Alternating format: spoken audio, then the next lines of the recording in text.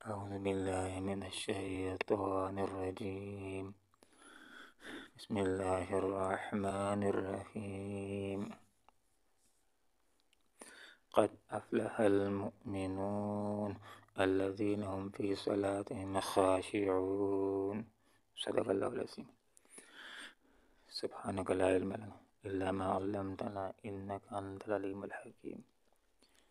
قد یقیناً افلح فلاح پا گئے المؤمنون اہل ایمان. سورت مکی ہے اور مکی زندگی کے اندر اہل ایمان کے لیے بہت سخت حالات تھے، لیکن اس کے باوجود یہ فرما دیا گیا کہ یقیناً کہ وہ لوگ کہ جو مومن ہو گئے ہیں، اخلاص کے ساتھ کلمہ پڑھ لیا ہے، یہ فلاح پا گئے.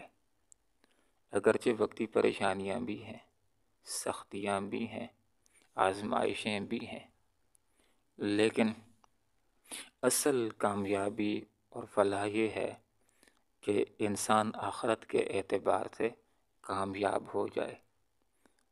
اور وہ اہل ایمان کہ جو یہ صفات اپنے اندر رکھیں گے جو آئندہ بیان ہو رہی ہیں، تو ان کو فلاح کی، آخرت کی کامیابی کی نوید سنائی جا رہی ہے.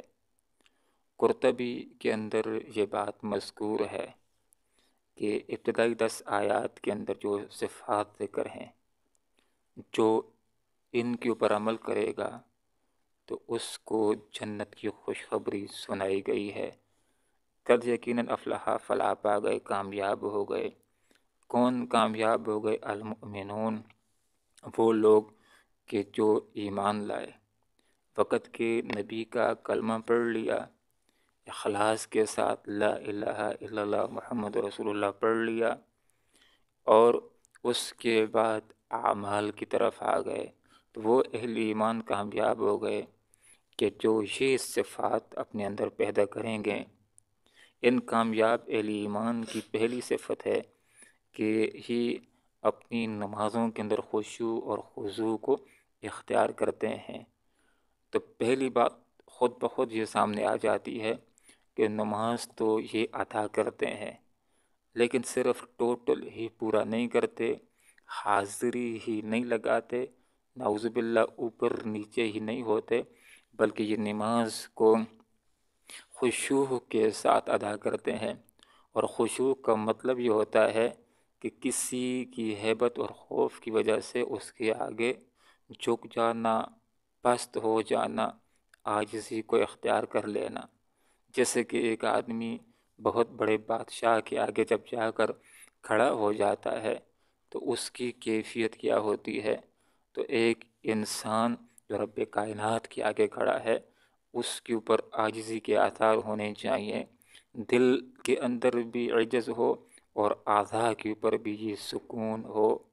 ایک آدمی نماز پڑھ رہا تھا اور اپنی داڑھی کے ساتھ اور اپنے کپڑوں کے ساتھ کھیل رہا تھا. آپ صلی اللہ علیہ وسلم نے اس کی طرف دیکھا تو ارشاد فرمایا کہ اگر اس کے دل کے اندر خشوع ہوتا تو اعضاء کے اوپر بھی ظاہر ہو جاتا.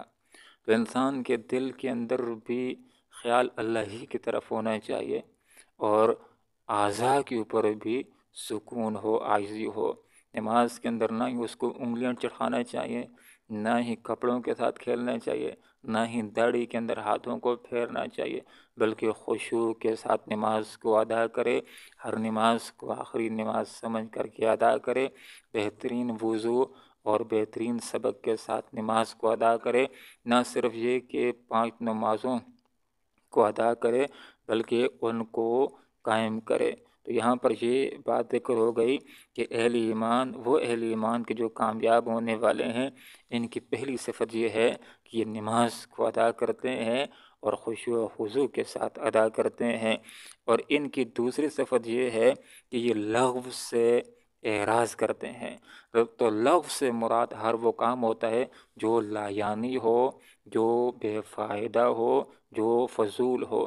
تو آیت کا مفہوم یہ ہو گیا کہ بندہ مومن فضول کاموں کے اندر اپنے وقت کو ضائع نہیں کرتا، بے فائدہ کاموں کے اندر اپنے اوقات کو ضائع نہیں کرتا، اور ایک ایسا کام کہ جس کی وجہ سے، یا ایک ایسی بات جس کی وجہ سے آخرت کا نقصان ہوتا ہو یا دنیا کا نقصان ہوتا ہو، تو بندہ مومن تو اس سے بطریق اولا بچنے والا ہوتا ہے۔ لیکن ایک ایسا کام کہ جس کا کوئی فائدہ نہیں، بندہ مومن کی شان یہ ہے کہ اس سے بھی وہ بچتا ہے اور اپنے اوقات کو اللہ کی بندگی کر کے، اللہ کی اطاعت کر کے اپنے اوقات کو استعمال کرتا ہے، قیمتی بناتا ہے۔ اس کو پتہ ہوتا ہے کہ ایک دفعہ میں نے سبحان اللہ کہہ دیا تو کس قدر مجھ کو اجر ملے گا، تو وہ اپنے اوقات کو ضائع نہیں کرتا بلکہ ان کو اللہ کی عبادت کے اندر استعمال کرتا ہے، اپنے اوقات کو قیمتی بناتا ہے۔ حدیث کا یہ مفہوم ہے، آپ صلی اللہ علیہ وسلم نے ارشاد فرمایا کہ دو نعمتیں ایسی ہیں کہ ان کے حوالے سے بہت سارے لوگ غفلت کا شکار ہیں۔ ایک صحت کی نعمت ہے اور ایک وقت کی نعمت ہے۔ تو بہت سارے لوگ اپنی صحت سے بھرپور فائدہ نہیں اٹھاتے، جب بیمار ہو جاتے ہیں تو پھر خیال آتا ہے کہ صحت ہوتی تو یہ خدمت کر لیتا، وہ کام کر لیتا، تلاوت کر لیتا، یہ کام کر لیتا، لیکن جب صحت مند ہوتے ہیں تو پھر ایسے اچھے اچھے کاموں کی طرف دھیان نہیں جاتا ہے۔ اسی طرح ایک انسان کے پاس جب وقت ہو کس قدر ایک نعمت ہے، جب مشغولیات آ جاتی ہیں پھر خیال آتا ہے کہ اگر فارغ وقت ہوتا تو وضو کر کے 2 نفل پڑھ لیتا، وضو کر کے تلاوت کر لیتا اور کسی کی خدمت کر کے اپنے وقت کو قیمتی بنا لیتا۔ تو اس لیے یہاں پر یہ تعلیم دی جا رہی ہے کہ اہل ایمان جو کامیاب ہونے والے ہیں، ان کی ایک صفت یہ ہے کہ یہ لغو کام سے احراز کرنے والے ہوتے ہیں۔ اس لیے آپ صلی اللہ علیہ وسلم نے کتنی پیاری بات ہمیں سمجھا دی ہے۔ فرمایا لوگوں، 5 چیزوں سے پہلے غنیمت جان لو۔ غنیمت جاننے سے مراد یہ ہوتا ہے کہ ان کی قدر کر لو اور ان سے پورا فائدہ اٹھا لو۔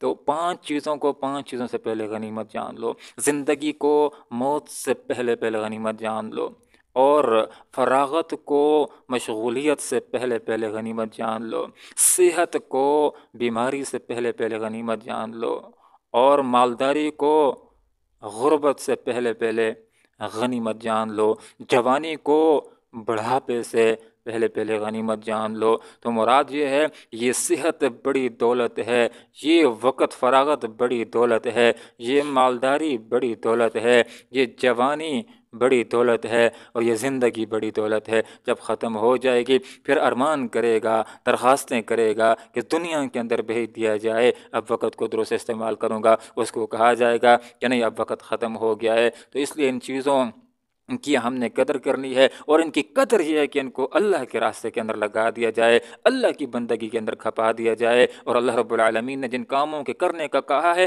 ان کے اندر اپنے اوقات کو استعمال کیا جائے۔ تو اللہ رب العالمین سے ہم دعا کرتے ہیں کہ اللہ تعالیٰ موت تک ہمیں قرآن و سنت کو سیکھنے کی، سمجھنے کی اور اخلاص کے ساتھ قرآن و سنت کے اوپر عمل کرنے کی توفیق عطا فرمائے، آمین۔ وآخر دعوانا ان الحمد للہ رب العالمین۔